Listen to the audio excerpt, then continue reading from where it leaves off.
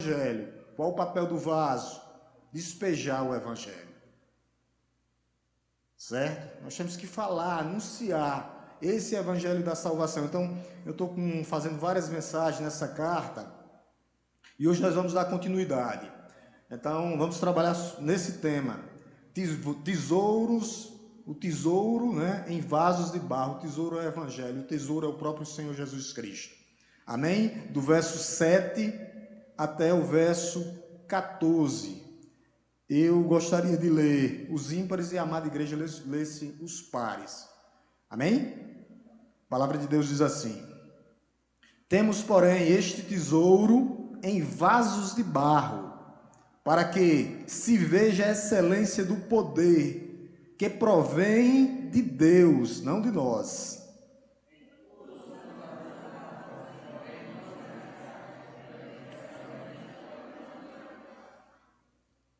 Somos perseguidos, porém não abandonados. Somos derrubados, porém não destruídos.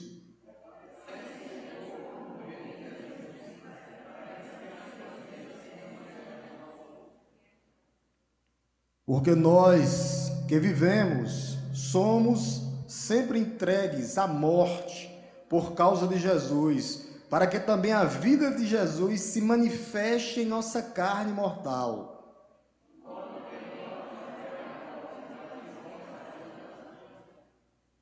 Tendo, porém, o mesmo espírito de fé, como está escrito: eu criei, por isso falei. Também nós cremos e por isso também falamos.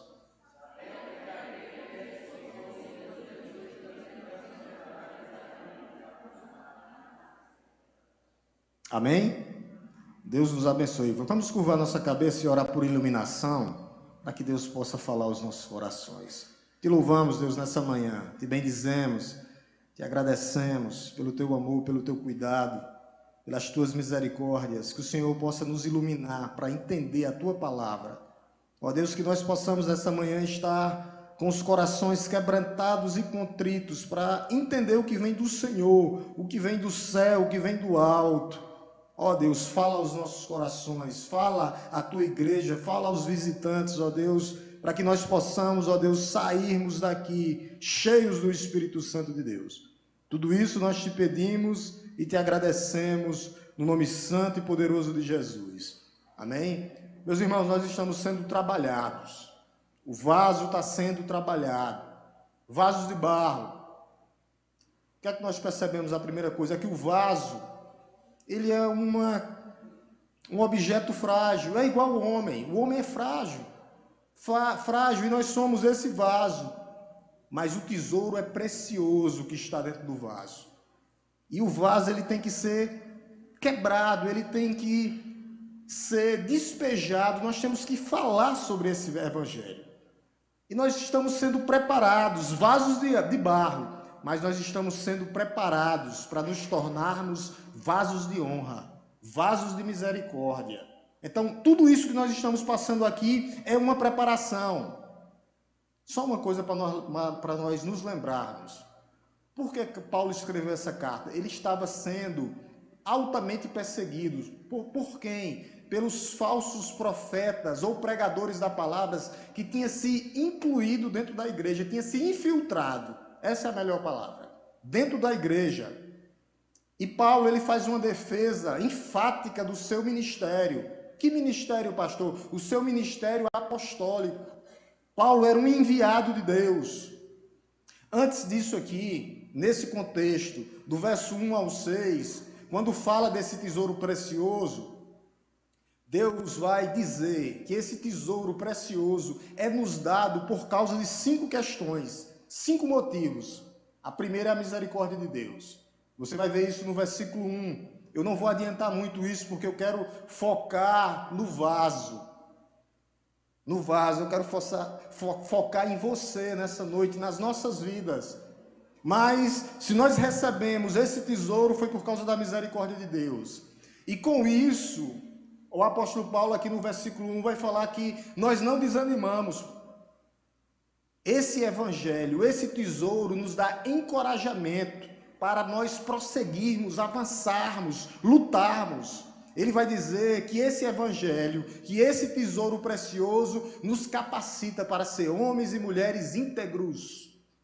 Por quê, pastor? Porque nós não podemos adulterar a palavra de Deus. Nós não podemos colocar nada nesse evangelho que não tem e nós não podemos tirar nada dele. O evangelho é simples, meus amados irmãos. A missão do vaso é simplesmente despejar, falar. O recipiente, aquele que recebe o vaso, tem que despejar o evangelho da salvação. Ele não precisa inventar, fazer firula, inovar. Vamos inovar, vamos acrescentar ou vamos tirar. Não. Na outra pregação eu disse: maldito seja aquele que tira ou que coloca alguma coisa nesse evangelho. Então Paulo ainda falou, e ele nos coloca no nosso lugar, do versículo 1 ao versículo 6. Ele diz assim, Cristo é Senhor e vocês são servos. O Senhor não é menor do que o servo não é maior do que o seu Senhor. A função nossa do vaso, que é pregar, que é falar. E ele fala do maior milagre que acontece nos nossos corações. Paulo faz uma comparação com a criação da terra. Quando Deus estava lá, haja luz, haja firmamento, haja sol, haja lua. Ele diz que Deus, através do evangelho, disse: haja luz no seu coração. E através desse haja luz no seu coração, o evangelho brilha no nosso coração, nós somos convertidos, ele nos transporta de um reino de trevas e nos traz para o reino do Filho do seu amor.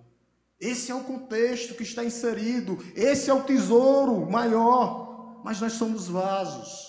E para mostrar que esse vaso, ele vai passar por tribulações, por dificuldades. E eu quero mostrar alguns pontos aqui, que o vaso tem que estar atento, o homem de Deus, a mulher de Deus, que foi chamado para quê, pastor? Para levar, para despejar esse evangelho, para falar a tempo e fora de tempo. É muito bom estarmos aqui. Deus é tão perfeito que ele nos dá 2 orelhões para ouvir, para depois despejarmos o evangelho, falarmos desse evangelho, esse evangelho que salva, que transforma, que restaura, que muda o pior dos pecadores, como diz Paulo, e eu, o pior dos pecadores, e nós éramos assim. Porque ninguém dos vasos que estão aqui é melhor do que ninguém. Sabe o que é que está esculpido no seu coração nessa noite ou nessa manhã? Sabe o que é que está esculpido? Salvo pela graça mediante a fé em Jesus Cristo. Não há acepção de pessoa. Deus não faz acepção de pessoa. Deus não olha para o vaso e diz: ó que vaso precioso, ó que vaso. Não. Ele vai dizer: tu és um vaso de barro, o teu papel é quebrar, para que nós possamos despejar esse evangelho. Literalmente é isso. Falar, anunciar, para mostrar que a vida do vaso não é fácil. Eu vou lhe mostrar alguns textos que mostram que esse homem passou, que está nessa carta aqui. Você vai dar um pulinho para frente aí, a irmã que está lá na mídia vai me ajudar, mas eu quero que você acompanhe na sua Bíblia, que está pertinho, daqui a pouco a gente volta. Vamos lá para o capítulo 11, capítulo 6, só um pulinho aí, capítulo 6, versos 4 e 5, capítulo 6, versos 4 e 5, porque haverá dificuldades para o vaso, então a igreja ela tem que estar preparada. Capítulo 6, versos 4 e 5, amém? A igreja me acompanha, Pelo contrário, em tudo nós recomendamos a nós mesmos, como ministro de Deus, na muita paciência. Olha o que Paulo começa a dizer: meu irmão, eu tive paciência demais dessa igreja. Pense no homem que teve paciência com a igreja, foi eu. Aí ele começa a dizer: nas aflições, nas privações, nas angústias, nos açoites, nas prisões, nos tumultos, nos trabalhos, nas vigílias, nos jejuns. Então, o que é que está mostrando isso aqui? A vida do vaso vai ser fácil? A vida do vaso vai ser casa, comida, roupa lavada, e como diz pastor Hélio, como diz Mussum, e 3 milhões por mês? Não. Passe agora para o capítulo 11, ele vai aumentar os sofrimentos, para mostrar porque existe uma igreja hoje da prosperidade, e a igreja que está trazendo uma doutrina da glória, mandando determinar, mandando em Deus, dizendo, ó Deus, eu determino. Estão querendo mandar em Deus, o negócio está feio, gente. Estão querendo mandar em Deus, e essa doutrina da glória, ela existe, mas quando chegarmos no céu, aqui é um preparo. Aqui o que é que o vaso vai passar? Capítulo 11, versos do 23 ao 29. 23 ao 29. Eu quero que os irmãos acompanhem comigo, que é interessante, que isso aqui é para você perceber qual é o papel do vaso, que vai chegar, porque se nós não estivermos preparados, sabe o que é que vai acontecer? Eu vou dizer, não, eu vou sair porque eu não aguento não. Eu não estava esperando essa tribulação com meu filho, com minha esposa, com minha família, com minha empresa, ou aqui, ó, com Paulo. Pode acontecer com você, meu irmão. Por isso que a doutrina da prosperidade e a doutrina da glória aí do determina aí não existe. Ela é antibíblica e é doente. E está matando um monte de crente aí. Matando, levando para o caixão. Porque está prometendo coisas que Deus não prometeu. Preste atenção. Capítulo 11, do 23 ao 29. Vou ler, os irmãos acompanham, ó. Somos ministros de Cristo, falando como se estivéssemos fora de mim, afirmo que sou ainda mais. Aí Paulo vai dizer, ó, eu sou ministro, mas mais em quê? Porque os falsos apóstolos que estavam dentro da igreja, eles pensavam que eram os bichão, os maiorais. Eu mando. Olha, Paulo é fraco, ele sofre. Aí Paulo começa aqui a destrinchar, ó. Do verso 23 aqui, ó. Aí ele vai dizer em que é que ele é maior. Em trabalhos, muito mais em prisões, muito mais em açoites sem medidas, em perigos de morte. Muitas vezes, 5 vezes recebi dos judeus uma quarentena de açoites, menos um.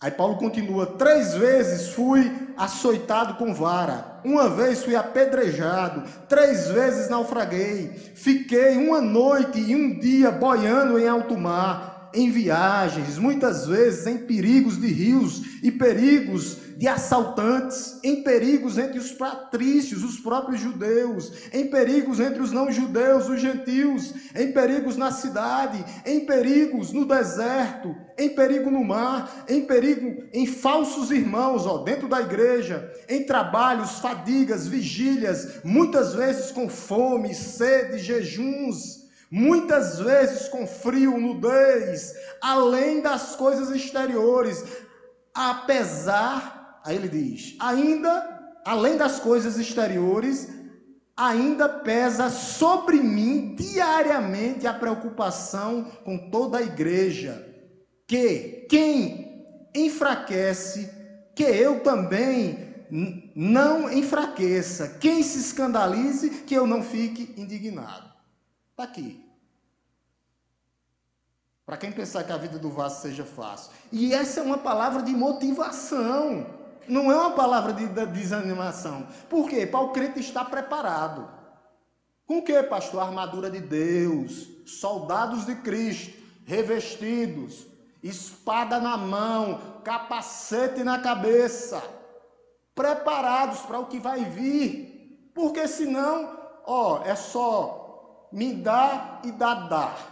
É só venha nós, é só o vosso rei nada, né? Então, não funciona assim. Isso é uma palavra de motivação para a igreja estar preparada. Preparada, porque aparecerá o dia mau, aparecerá o dia difícil. E para completar essa história aqui da dificuldade de Paulo, olha o que é que ele recebe de Deus. Você já está aí no capítulo 11, né? Vá para o 12.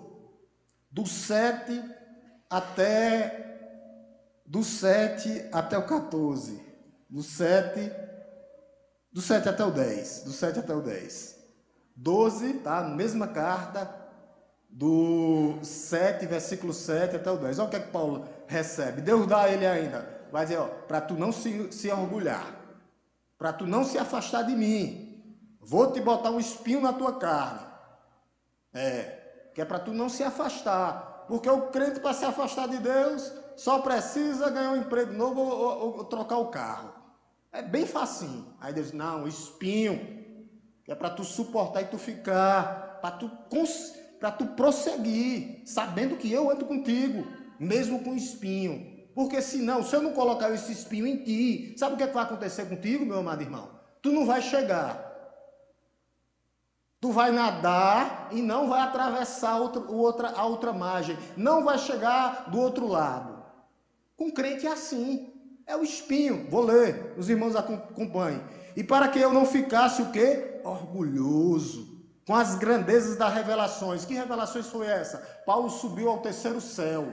Viu coisas inefáveis. Que ele jamais disse em nenhuma carta. Aí ele diz, para eu não me orgulhar, as grandezas das revelações, me foi posto o quê? Um espinho mensageiro de Satanás, para não me exaltar. 3 vezes, orou, pediu a Deus. 3 vezes pedi ao Senhor que eu o afastasse de mim. Então ele me disse, a minha graça te basta. Vou ler só até aqui. Então, meus amados, o vaso é isso. O vaso passará por problemas, o vaso passará por dificuldades, o homem de Deus e a mulher de Deus. Porque o mundo aí fora jaz do maligno já. Eles têm uma falsa animação, uma fantasia. Eu posto uma coisa, quando vai para dentro de casa, na internet, está lá, o couro está comendo. Filhos desmantelados, casamento ao ponto de terminar. Muitas coisas acontecem aí que são verdadeiramente coisas que não são de Deus. Então, o sofrimento irá chegar. Paulo sofria porque pregava sobre o Messias, sobre o evangelho da salvação, que tira e que liberta. E esse é o papel da igreja, esse é o nosso papel.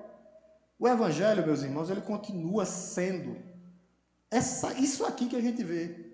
Ele é cheiro de vida para a vida, para nós que estamos caminhando e terminaremos a nossa caminhada. Mas o evangelho, a palavra de Deus, ela nunca volta vazia, porque quando ela chega, que ela é derramada, que o vaso derrama a palavra de Deus, e que ela não é acolhida no coração, ela é cheiro de morte para a morte, aroma de morte para aqueles que estão se perdendo, cheiro de vida para a vida, aroma de morte para a morte. É isso que o evangelho faz no coração, e é isso que muitas coisas estão acontecendo, muitos estão procurando o caminho de morte.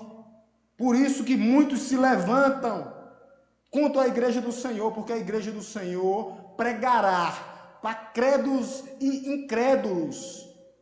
E quem vai fazer essa transformação é o Espírito Santo de Deus convencendo o homem. O papel do vaso é pregar, é falar. O que podemos entender sobre esse texto? Sobre esses 7 versículos aqui poderosos? A primeira coisa que nós temos que entender aqui, que o importante não é o obreiro, mas é a obra de Cristo. É a obra, o importante não é o obreiro é vaso, o obreiro é o mensageiro. A primeira coisa que nós devemos aprender é isso, que o importante é a pregação e não o pregador.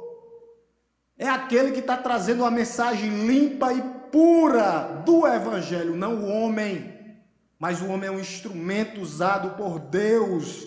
O que vale é o tesouro que está dentro do vaso, e não o vaso. O vaso está aqui como para receber esse evangelho e depois pregá-lo. Essa é a primeira coisa que nós aprendemos com esse texto. Isso aqui é o centro, o cerne da pregação do evangelho. É isso que nós devemos fazer. Olha o que é que ele diz no verso 7. Temos, porém, este tesouro. Deus lhe deu esse tesouro. Que privilégio você ter esse tesouro. Que tesouro é esse? O evangelho. O que Paulo tinha dito no versículo 6, meus irmãos.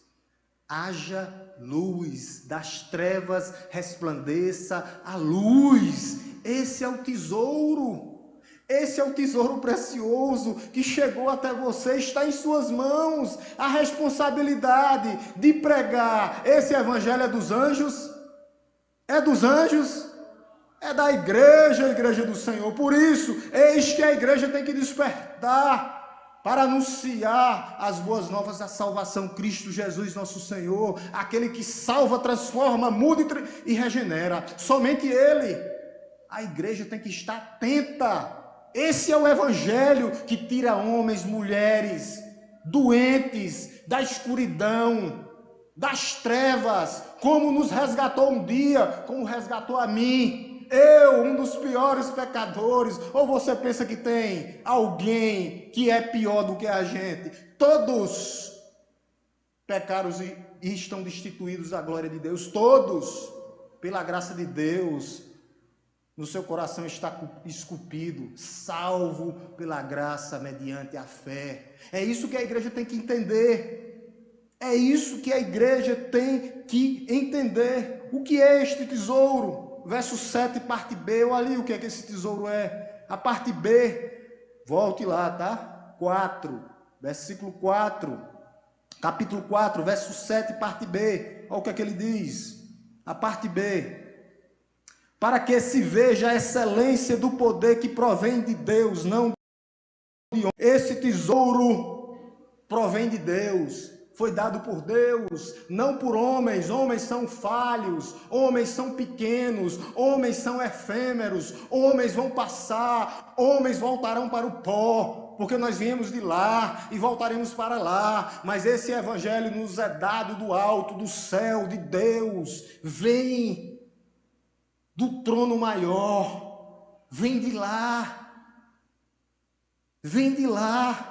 e esse é o papel do vaso, levar, divulgar, despejar esse evangelho. Os vasos somos nós, o vaso somos nós, vasos de barro. Meu irmão, deixa eu pegar uma coisa aqui para vocês, como ilustração. Se eu pegar um pote, vendido aí no meio da feira, um pote, né, irmão? Aí, lembrei de você na pregação. Fala muito do pote, né, como metáfora, irmão aí. Você pegar um pote e encher ele de todas as joias preciosas, ouro, diamante, pérolas preciosas, o que é que vai valer? O pote ou o que está dentro do pote? O que é que vai valer mais? O tesouro precioso que é Cristo Jesus. Esse é o principal, não é o vaso, não é o pote, não é a panela de barro que a irmã Belzuíta já cozinhou muito nelas, irmã Belzuíta. Então não é a panela de barro, mas é o que está dentro do vaso, a joia preciosa. É a joia preciosa, esse é o tesouro maior. Então o ponto central aqui qual o ponto disso aqui tudo? Que, jogando luz ao texto, para dizer que é o que está dentro, é a palavra de Deus. O que é que tem a ver com isso? Isso tem tudo a ver para dizer, não é você, não sou eu, não foi Paulo, não é Silas que andava com Paulo, não é Timóteo que andava com Paulo, não era toda aquela caravana de pregadores que andava com Paulo, mas é Cristo Jesus, nosso Senhor. É Ele. Esse é o papel da igreja. O centro é Cristo. Nós não podemos tirar a beleza e a autoridade de Cristo Jesus, nosso Senhor. Por isso nós temos que estar diante de Cristo quebrantados, que vem de quebrados. O pastor Hélio não fala que a quebradeira está grande? Vai aumentar. Ou você acha que não vai se cumprir as Escrituras? Vai se cumprir, meus irmãos. Dia a dia, o vaso tem que estar quebrantado diante de Deus, dependente de Deus. Quer comamos, quer bebamos, façamos tudo para a glória do pastor Marcos. É nada. Não vale nada, é um soprinho bem miudinho, somos pequenos, meus irmãos, não há tempo, não é tempo de nós olharmos ou focarmos para as miúcias dentro da igreja, é tempo de despejar o evangelho, É tempo de falar como João Batista falou, que eu diminua e que ele cresça, que eu desapareça e que ele apareça para a glória de Deus. Tem que ser assim. Vasos para a glória de Deus. Você pode me perguntar, mas pastor, por que Deus permitiu tudo isso com o apóstolo Paulo? Tanto sofrimento. Se Deus está permitindo o sofrimento na sua vida, é para que você tenha mais dependência dele. É para que você use a palavra que Jesus usou no Sermão do Monte. Os humildes herdarão o reino dos céus. O que é isso, pastor? Humilde. A palavra humilde no grego aqui é baixo, como o chão. Eu tenho que estar aos pés, curvado diante desse Deus. Se eu não me curvar diante desse Deus, eu não receberei a glória eterna. Eu tenho que ser dependente desse Deus. Deus quer que os vasos sejam dependentes completamente, totalmente desse Deus, quebrantados, contritos e diante de Deus, humilhados debaixo da potente mão do Senhor. É isso que Deus quer da sua igreja. Você pode me perguntar por que tudo isso? Tudo isso para que a excelência de Deus, para mostrar que a excelência do poder provém de Deus. No versículo 7 ainda, o que é que ele diz? Finalzinho do versículo 7. Para que vocês vejam a excelência do poder que provém de Deus. Provém dele, vem dele. Aqui fica claro que Deus está no controle de todas as coisas. Está passando por dificuldade? Deus está no controle da tua vida. Está passando por problemas? Coloque a tua vida diante do altar de Deus, entregando tua vida. O que é minha vida, pastor? Atos, pensamentos e obras e ações. O que temos e o que somos. Coloque tua vida diante de Deus, para que ela seja restaurada. É isso que Deus quer de nós. O homem tem que ter total dependência de Deus. Lembrando, e quem está aqui na frente pregando? Mensageiro, enviado. Eu estou aqui para pregar somente isso. Ser um instrumento de Deus, através da pregação do Evangelho, simplesmente isso. O conteúdo é Cristo, o que importa é Cristo, o tesouro é Cristo. Por isso ele nos mantém. Deus, ele nos mantém, Deus, ele nos sustenta, e ele prova isso através da sua palavra. Paulo, do versículo 8 ao versículo 9, ele vai fazer quatro contrastes, mostrando que apesar das dificuldades, apesar das tribulações, ele está conosco todos os dias da nossa vida. Ele prova que ele nos ama através da sua palavra. São contrastes. Você está passando por isso, mas eu vou lhe sustentar aqui na palma da minha mão. Apesar disso, você está comigo. Você está aqui. Eu estou caminhando com você. Eu estou caminhando com você. Versículo 8. Olha o que é que ele diz. Os primeiros dois contrastes. O primeiro contraste. Em tudo somos atribulados, porém não angustiados. É isso que ele diz. Passaremos por tribulação. A palavra de Deus não nega isso a ninguém. Então o vaso passará por tribulação. Passaremos pelo vale da sombra da morte. Passaremos por dificuldades. Seremos provados. Passaremos por vale, às vezes, ou quase todo dia, aparecerá vales, porém não angustiados, ao ponto de tirarmos a nossa própria vida. Não, nunca, jamais. Sufocado, ao ponto de eu tirar a minha própria vida. Não. Angustiados, atribulados, porém não angustiados. Não sufocados, ao ponto de eu tirar a minha própria vida. Deus não permite e não permitirá que nós faremos isso. Por isso ele diz, você está assim, mas na sua angústia, na sua dificuldade, no vale da sombra da morte eu estou contigo. É eu que caminho com você. É eu que estou com você. É isso que Deus está falando comigo e com você nessa manhã. para te lembrar que terá tribulação, mas angústia ao ponto de sufocamento, não. Não. Segundo o contraste que ele faz, ele diz aí, o que é que ele diz aí? Versículo 8, segundo contraste. Em tudo ficamos perplexos, porém não desanimados. Perplexos. Às vezes nós ficamos sem entender. Nós ficamos assim, paralisados, perplexos, sem entender porque Deus permite isso ou aquilo. Porque nós estamos passando por isso. Aí Deus vai dizer, vocês estão perplexos, sem saber o que está acontecendo, mas vocês não ficarão desanimados, porque eu estou com você, eu sustento você. Desanimados não, você está alicerçado na rocha eterna.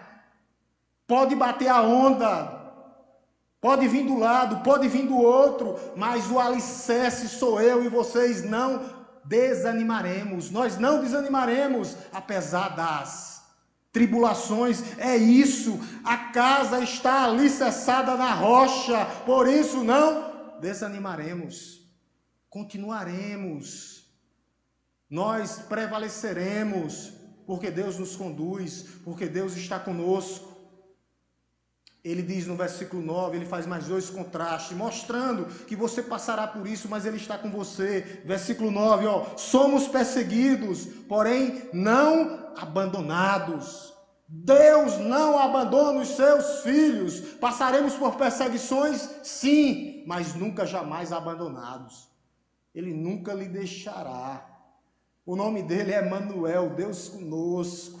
O próprio Espírito Santo habita em você, está em você. Você é casa e templo do Espírito Santo de Deus. No dia que você estiver passando por perseguições, lembre-se disso, que você é casa e você jamais será abandonado. Deus não abandona os seus filhos, meus irmãos. Deus não abandona os seus filhos perseguidos. Paulo foi perseguido pelos judeus, seus patrícios, pelos gentios, pelos romanos. Perseguição dentro da própria igreja, mas Deus nunca abandonou Paulo. Eu não vivo mais eu, mas Cristo vive em mim, esse homem dizia. Eu não vivo mais eu, mas Cristo vive em mim. E ele termina dizendo que no versículo 9, no final do versículo 9, ele diz assim: somos derrubados, porém não destruídos. Podemos até cair, mas destruídos jamais. Jamais destruídos, jamais destruídos, derrubados, caídos, abatidos, com os sentimentos às vezes aflorados, mas nunca jamais, eu quero que você coloque isso, nunca jamais destruídos, nunca jamais destruídos. E eu quero que você guarde essa palavra no seu coração hoje, quando o salmista diz assim, lá no Salmo 27, ainda que meu pai e minha mãe me abandone, Deus cuidará de mim. Eu vou repetir, ainda que meu pai e minha mãe me abandone, Deus cuidará de mim, Deus cuidará de você, você jamais será abandonado. Essa é a palavra de motivação aos nossos corações, derrubados, porém não destruídos, passaremos por tudo isso, atribulados, mas não angustiados, perplexos, mas não desanimados, perseguidos, mas não abandonados, caídos ou derrubados, mas não destruídos, porque Deus está conosco e é Ele que sustenta as nossas vidas, é Ele que conduz a nossa história, é Ele que sustenta as nossas vidas. Deus está no controle das nossas vidas, meu irmão. Se apegue a essa palavra, quando estiver passando pelo dia da angústia, quando estiver passando pelo dia da aflição, sabendo que nós vamos levar no corpo, o vaso vai levar no corpo o morrer de Cristo. Paulo vai dizer isso aqui no versículo 10, sabe, as marcas de Cristo. Nós teremos as marcas de Cristo, mas nós subiremos com as cicatrizes, porque nós já fomos lavados por completo. Toda a mazela já foi curada. O que nós temos que fazer é perseverar até a morte. Nós temos no nosso corpo, sim, as marcas e o morrer de Cristo. Olha o que é que ele diz no versículo 10. Eu quero que você preste atenção aqui no que é que ele diz. Ele diz assim, ó: levamos sempre no corpo o morrer de Jesus, para que também a vida dele se manifeste em nosso corpo. As cicatrizes ficarão dos soldados. O Sochede vai dizer assim: os soldados às vezes vão chegar sem um pé, sem um braço, porque passarão pela guerra, pela batalha, muitos até sem um olho, mas chegaremos, porque o general já garantiu a batalha, já garantiu a vitória final. O que eu tenho que fazer, apesar das cicatrizes, e levar essas cicatrizes do morrer de Cristo em mim, é continuar. Porque nós vamos ter essas marcas de Cristo em nós. Para quê, pastor? Para que a vida dele se manifeste em você, em você, em você e em você. Somente assim, levando as marcas, o crente está marcado. A marca maior é o selo do Espírito Santo, mas teremos as cicatrizes, elas virão. E a palavra de Deus, ela nos sustenta, porque ela nos dá essa garantia do versículo 12. Ele vai falar do versículo 11 e 12, ele vai dizer assim, meus irmãos. Ele vai dizer a mesma coisa, que nós somos entregues. O crente é entregue dia a dia. Olha o que ele diz no versículo 11. Porque nós que vivemos somos entregues à morte por causa de Jesus, para que a vida de Jesus se manifeste em nossa carne mortal. O que é que Paulo estava dizendo aqui? Paulo está dizendo, ó, por causa de vocês, eu passei tudo aquilo. Está lembrado das 3 listas que eu falei, né? Para que a marca de Cristo fique em vocês. Olha o que ele diz no finalzinho. Para que também a vida de Cristo se manifeste em nossa carne mortal. Muitos morreram, meus amados, para que você pudesse estar hoje aqui. Para que nós pudéssemos receber esse evangelho de Cristo. Esse evangelho chegou até aqui, não foi por acaso. Vários mártires morreram. Homens e mulheres que pregaram a palavra de Deus, que pregaram sobre esse evangelho da salvação. Por isso nós temos que nos apegar nessa palavra. Paulo termina no versículo 14 e 13, falando que a fé é o que garante a vitória final. A fé em Cristo Jesus garante o triunfo final. É nos mantermos firmes, crer. Versículo 13 e 14 para encerrarmos. Ele diz assim: tendo, porém, também o espírito de fé, como também está escrito, eu criei e por isso falei. Também nós cremos e por isso também falamos. Paulo disse, eu criei, por isso falei. Vocês agora estão crendo, por isso também vão falar. De quê? Do amor de Deus, do amor salvador, redentor, transformador. É isso, é pela fé, se manter na fé e falar daquele que é o autor da fé. Esse é o ponto do vaso. Está lembrado que você está aqui para receber? Receber, falar, pregar. Você pode perguntar, pastor, em que é que eu tenho que crer para que eu possa terminar a corrida que eu já comecei? Olha a resposta de Paulo no versículo 14. Está aqui a resposta para a sua vida. Nessa manhã. Aqui é a resposta para a nossa vida nessa manhã. No versículo 14. Em que é que eu devo crer? Além ou através de Jesus Cristo, o que é que Ele vai nos dar? Aqui, ó, versículo 14. Sabendo que aquele que ressuscitou o Senhor Jesus, também nos ressuscitou com Jesus e nos apresentará com vocês. Aquele que ressuscitou Jesus, ressuscitou vocês. E ele nos apresentará um dia. Aonde, pastor? No céu, na nossa casa. Nós partimos e teremos a certeza que nós chegaremos. É isso que Paulo está dizendo. A caminhada vai terminar, porque Jesus Cristo ressuscitou dos mortos e nós ressuscitaremos junto com Ele para a glória de Deus.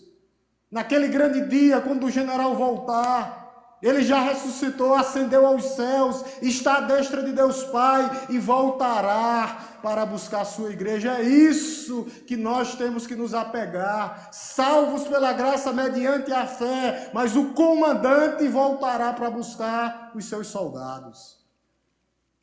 Por isso nós temos que combater o bom combate da fé. A história tem início, meio e fim. Justificados no passado mediante a fé, santificados, teremos as marcas de Cristo e seremos glorificados. É isso que nos aguarda, é isso que aguarda você. Por isso eu creio, meu irmão e minha irmã, eu creio em Deus Pai Todo-Poderoso, Criador dos céus e da terra. Eu creio em Jesus Cristo, seu único Filho, que foi concebido pelo Espírito Santo de Deus, pelo poder do Espírito Santo de Deus, que nasceu perfeitamente através de uma virgem. Eu creio que ele ressuscitou dos mortos, ascendeu aos céus e está à destra de Deus Pai. Eu creio que ele voltará para buscar a sua igreja. Eu creio nisso e creio que essa igreja faz parte desse plano para a glória de Deus. Vamos orar em nome de Jesus, agradecendo a Deus pela sua palavra, para nós darmos continuidade à EBD. Oremos. Obrigado, Deus Todo-Poderoso, pela tua palavra. Ó Deus, que a tua palavra nos mostra, ó Deus, que no mundo teremos aflições, mas ela nos mostra também que nós podemos ter bom ânimo, porque o Senhor já venceu por nós. O Senhor é o Deus Todo-Poderoso, o general que luta as nossas batalhas, que já venceu a batalha final, que já venceu o último inimigo, a morte. Onde está a morte, o teu poder? Onde está a morte, o teu agrilhão, como diz o apóstolo Paulo? O último inimigo foi vencido, a morte foi morta, a morte está morta. Jesus Cristo ressuscitou dos mortos poderosamente. Triunfou, a vitória está garantida, a igreja tem que se manter, perseverar, porque os dias são difíceis, mas Deus é um Deus conosco, é o Deus que labuta por nós, é o Deus Todo-Poderoso, é o Deus dos exércitos, é o Deus de Abraão, de Isaac e de Jacó, é um Deus vivo, e nós cremos, ó Deus. E vamos, ó Deus, continuar perseverando, sabendo que aparecerá a luta, mas sabendo que a luta não é nossa, a luta é do Senhor. Que a tua igreja esteja preparada, ó Deus, como exército celestial, ó Deus, preparados como bons soldados de Cristo, com a espada na mão, vestido, ó Deus, com a armadura de Deus, preparados contra os dados inflamados do maligno, preparados, ó Deus, contra a nossa carne, que militará contra o Espírito, que a tua igreja possa, ó Deus, se alimentar da tua palavra, para que o Espírito Santo de Deus vença, ó Deus, essa luta contra a carne. Ó Deus, nós sabemos que a tua palavra diz que a nossa luta não é contra carne nem sangue, mas contra principados e potestades. Que nós possamos resistir, ó Deus, ao maligno com a tua palavra, como tua palavra nos ensina, preparados, atentos, ó Deus. Capacita a tua igreja, ó Deus. Ó Deus, nos dá, ó Deus, mais e mais, ó Deus, do teu poder para que nós possamos resistir ao dia mau. Fortalece-nos, ó Deus, na tua palavra, ó Deus Todo-Poderoso. Cuida da tua igreja, ó Deus. Cuida dos nossos filhos, ó Deus. que os dias são maus, ó Deus, dias difíceis, uma cultura, ó Deus, que está pervertendo o ambiente normal, ó Deus, escolas onde era para ser lugares, ó Deus, puros, lugares de ensinamento, está sendo um vil. Ó Deus Todo-Poderoso, que o Senhor possa intervir nesses colégios, ó Deus, que esses colégios possam, ó Deus, ser, ó Deus, ambientes, ó Deus, onde a Tua palavra chegue e regenere pessoas, que o Senhor possa usar, ó Deus, os alunos da Tua igreja que está envolvida nesse meio, que o Senhor possa capacitá-los, ó Deus, que o Senhor possa dá-los, ó Deus, espírito de ousadia para que eles preguem, ó Deus, dentro desses colégios, ó Deus, e pessoas sejam regeneradas, ó Deus, transformadas.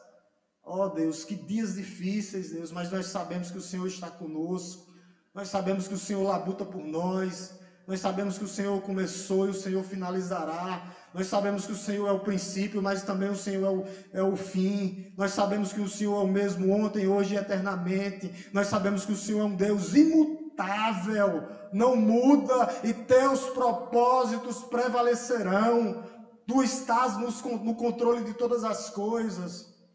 Ó Deus Todo-Poderoso, abençoa, ó Deus, a escola bíblica dominical, onde nós faremos agora a divisão de salas, ó Deus. Abençoa as crianças, os jovens, os adolescentes, ó Deus, a sala do pastor, ó Deus, abençoa também, ó Deus, a nossa sala aqui, para que nós continuemos, ó Deus, na Tua presença, ó Deus, para que mais tarde possamos, ó Deus, estar de volta. Te louvamos, te bendizemos e te agradecemos, no nome santo e poderoso de Jesus. Amém? Vamos fazer a divisão de salas agora, irmãos.